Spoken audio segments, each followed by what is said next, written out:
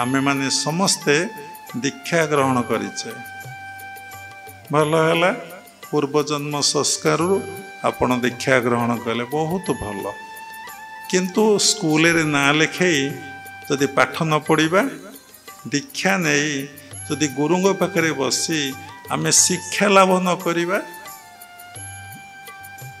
कौन हम किछि लाभ नहीं दीक्षा नबार जस्ट एडमिशन होइछि आ पाठ पढ़ा नहीं कि फीस दबार नहीं कि किछि नहीं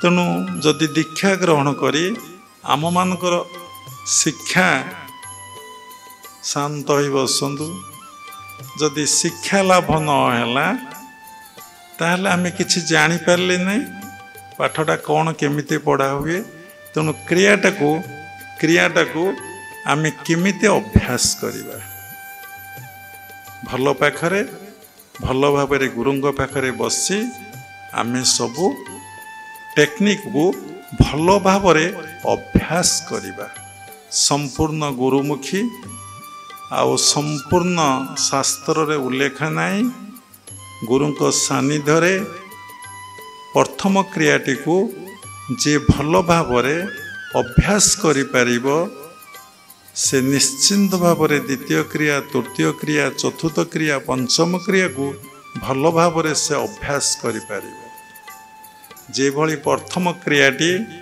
गुरुंक पाखरे बसिकी अभ्यास करा जाए से भली षष्ठ क्रियाटी को गुरुंक पाखरे बसिकी अभ्यास करा जाए तेणु क्रिया साधना जीवन आरंभ हुए शरणागति जे निजुको गुरुंक पाखरे पूर्ण रूपरे बा भगवान को पाखरे पूर्ण रूपे समर्पण न करिछि तार साधना जीवन केतबेले आरंभ हब ना साधना कले समर्पण न करी किछिटा रिजल्ट मिलिबो कौन रिजल्ट मिलिबो ना देह टिके सुस्थ रहिबो मन टिके भल रहिबो अनेक गुड़िए विपदरू बा दुख जंत्रणा कष्टरू आपण उद्धार हो जिवे किंतु भगवत दर्शन बा भगवत अनुभव बा ईश्वर दर्शन बा ईश्वर अनुभव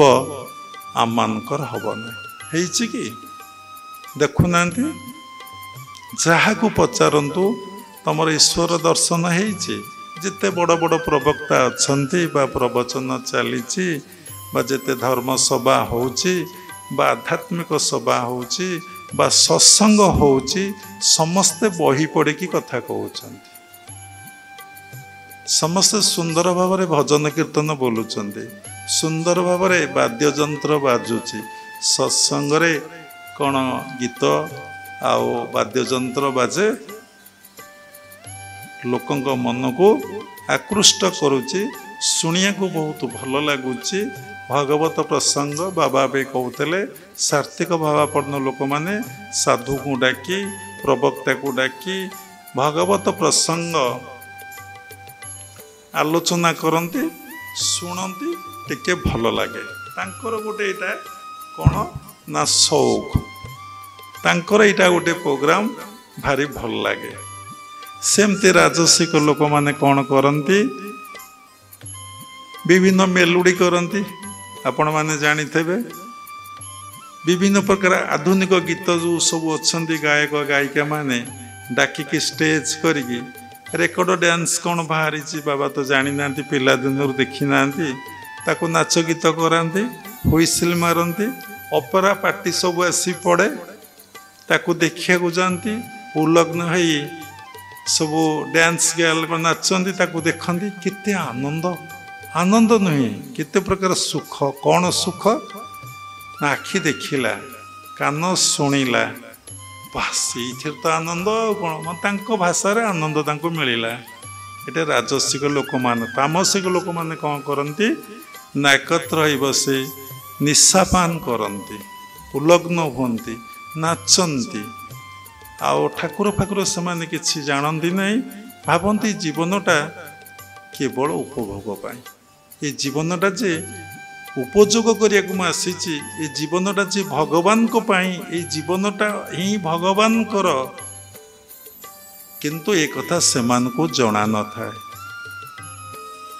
ଯେଉଁମାନେ ସାତ୍ତ୍ୱିକ ଭାବକୁ ଅତିକ୍ରମ କରି ଯାଇଛନ୍ତି, ବିଶୁଦ୍ଧ ସାତ୍ତ୍ୱିକ ଜୀବନ କାଟୁଛନ୍ତି, 100% ସତ୍ୱଗୁଣର ଅଧିକାରୀ ହେଇଯାଇଛନ୍ତି, ସେମାନେ କୌଣସି ଅନୁଷ୍ଠାନ କରିବାକୁ, କୌଣସି କର୍ମ କରିବାକୁ, ସାତ୍ତ୍ୱିକ କର୍ମ କରିବାକୁ ବି ଇଚ୍ଛା ପ୍ରକାଶ କରନ୍ତି ନାହିଁ। ସେମାନେ ମୌନ ହୋଇ ନୀରବତା ଭିତରେ ଭଗବାନଙ୍କୁ ଦର୍ଶନ ଅନୁଭବ କରି, ଯେଉଁମାନେ ତାଙ୍କ ପାଖକୁ ଆସନ୍ତି ସେମାନଙ୍କୁ ସତ୍ ଶିକ୍ଷା, ସତ୍ କାର୍ଯ୍ୟ, ସତ୍ ଆଚରଣ ପାଇଁ କ'ଣ କରନ୍ତି?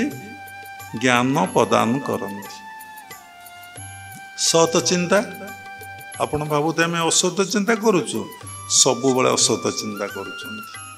କାରଣ ଭଗବାନଙ୍କ ବ୍ୟତୀତ ଯେଉଁ ଚିନ୍ତା ମନରେ ଆସୁଛି ତାହା ହିଁ ଅସତ ଚିନ୍ତା। କେମିତି ନା ଭଗବାନ ସତ୍ୟ, ଜଗତ ମିଥ୍ୟା, ଈଶ୍ୱର ସତ୍ୟ, ଜଗତ ମିଥ୍ୟା। ସତ୍ୟ ଯେ ଥିଲେ, ଅଛନ୍ତି ଏବଂ ରହିବେ। ଆମେ ନଥିଲେ, ଆସିଛେ, ପୁଣି ରହିବା ନାହିଁ। ତେଣୁ ଈଶ୍ୱରଙ୍କ ବ୍ୟତୀତ ଯେଉଁ ଚିନ୍ତା ଆମେ କରୁଛେ ତାହା ହିଁ ଅସତ ଚିନ୍ତା, ସଚିନ୍ତା ନୁହେଁ। ଯଦି 24 ଘଣ୍ଟା ଆମେ ଈଶ୍ୱର ଚିନ୍ତା କରିବା, ଆମେ ସତରେ ରହିବା।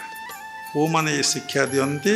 ଯେଉଁମାନେ ନିର୍ଗୁଣ ଉପାସକ, ସାଧକ ଆଉ ସାଧିକା ବା ଗୁରୁ। ନିର୍ଗୁଣ ଉପାସକ ଗୁରୁ, ସେଥିଲାଗି ଭାଗବତରେ ଲେଖା ଅଛି, ଜିଗୁରୁ ତତ୍ଵରେ ଗୋଚର, ଶିର ମଣ୍ଡିବ ତା ପୟର। ତତ୍ଵ ବୁଝିଲେ ତ୍ରୁଟି ଭାନ୍ତି, ଭବ ସାଗରୁ ତରି ଯାଆନ୍ତି। ତତ୍ଵ କ'ଣ ନା କିଭଳି ଭାବରେ ଜୀବାତ୍ମା ପରମାତ୍ମାଙ୍କ ସହିତ ମିଳନ ହେଇପାରିବ, ସେଇ କୌଶଳ ଯିଏ ପ୍ରଦାନ କରନ୍ତି ସେ ହେଉଛନ୍ତି ତତ୍ଵଗୁରୁ। ତେଣୁ ଜୀବାତ୍ମା କିଭଳି ଭାବରେ ପରମାତ୍ମାଙ୍କ ସହିତ ମିଳନ ହେଇପାରିବ ଆପଣ ଶୁଣୁଛନ୍ତି, କିନ୍ତୁ ସେ କୌଶଳକୁ ଭଲ ଭାବରେ ଶିଖୁନାହାନ୍ତି, ପ୍ରାକ୍ଟିସ୍ କରୁନାହାନ୍ତି, ଯାହା ଫଳରେ ଆପଣଙ୍କ ଭିତରେ ଆତ୍ମବୋଧ ଅବସ୍ଥା ଆସୁନାହିଁ। ଯେମିତି ଦଧିକୁ ମନ୍ଥନ କଲେ ଲହୁଣୀ ଉପରକୁ ଉଠି ଆସେ, ସେଇଭଳି ନିରନ୍ତର ଶ୍ରଦ୍ଧାର ସହିତ, ଭାବର ସହିତ, ଭକ୍ତିର ସହିତ କ୍ରିୟା ଅଭ୍ୟାସ କଲେ ଆପଣଙ୍କର ପ୍ରାଣ ଶକ୍ତି ମଥା ଉପରକୁ ଉଠି ଆସେ। ଯେତେବେଳେ ପ୍ରାଣ ଶକ୍ତି ମଥା ଉପରକୁ ଉଠି ଆସେ, ଆପଣ ମୁଣ୍ଡ ଭାରି ଭାରି ଲାଗିବ, ଆଖି ବନ୍ଦ ହେଇଯିବ, ମୁହଁର ରଙ୍ଗ ଆଉ ଗୋଟେ ପ୍ରକାର ହେଇଯିବ। ଆପଣ ଅନୁଭବ କରିବେ ମୋ ଭିତରେ ଈଶ୍ୱର ଅଛନ୍ତି, ସବୁ କାମ କରୁଛନ୍ତି ଆଉ କରାଉଛନ୍ତି। ସାରଟା ଉପରକୁ ଉଠି ଆସିବ। ତାକୁ ଭଲ ଭାଷାରେ କହିଲେ, ଯେପର୍ଯ୍ୟନ୍ତ ଆପଣ ଭିତରେ ଯେଉଁ କୁଣ୍ଡଳିନୀ ଶକ୍ତି ଅଛି, କ୍ରିୟା ଅଭ୍ୟାସ ଦ୍ୱାରା, ସାତ୍ତ୍ୱିକ ଖାଦ୍ୟ ଦ୍ୱାରା, ବ୍ରହ୍ମଚର୍ଯ୍ୟ ପାଳନ ଦ୍ୱାରା, ଏକାନ୍ତ ବାସ ଦ୍ୱାରା ଯେତେବେଳେ ଆପଣ ଅଭ୍ୟାସ କରି ଚାଲିବେ, ଆପଣ ଭିତରେ ପ୍ରାଣ ଶକ୍ତି ମଥା ଉପରକୁ ଉଠି ଆସିବ। ସେତେବେଳେ ଆପଣ ଭିତରେ ଦେହବୋଧ ଅବସ୍ଥା ରହିବ ନାହିଁ। ମୁଁ ମୋର ଭାବଟା ଆପଣ ଭିତରେ କେତେବେଳେ ରହିବେନି। ଯେତେ ବିଚାର କରନ୍ତୁ, ଯେତେ ସମୀକ୍ଷା କରନ୍ତୁ, ଯେତେ ଆଲୋଚନା କରନ୍ତୁ, ଯେତେ ପର୍ଯ୍ୟାଲୋଚନା କରନ୍ତୁ, ଦେଖନ୍ତୁ ପ୍ରତ୍ୟେକଟି ସମୟରେ ମୁଁ ମୋର ଭାବ ଆମ ଭିତରେ ରହୁଛି। କାହିଁକି ନା ଆମ ଜୀବନର ଯେ ପ୍ରଧାନ ଲକ୍ଷ୍ୟ ଆତ୍ମଦର୍ଶନ ବା ଭଗବତ ଦର୍ଶନ ବା ଭଗବତ ଉପଲବ୍ଧି।